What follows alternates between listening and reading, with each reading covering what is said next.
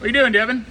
Ron and I are hanging out here. Actually, no, we are finishing up our last bits and pieces of Oscar's truck. It is our final prototype truck for our Hydroboost. We are all buttoned up on it. We actually drove it. It stops just as good as the other three we've already prototyped. We're gonna let Oscar drive us for a couple weeks before we go into full production.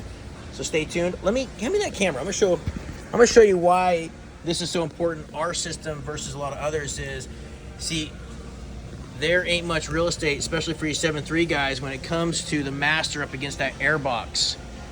Now, that's why spacing it off the firewall won't work, especially with the 7.3s, because there's no real estate. It won't work. But this is actually a stock master cylinder. That's our new Hydroboost system, and it bolts to the factory pin location on the pedal. Relocates the Hydroboost down where it needs to be. Our kit will come with all the lines you see here. It'll be a direct bolt and plug and play, return system, everything. We'll have it on the website soon. How much real estate do you need on some of our trucks? Well, the blue truck, this is how close it gets.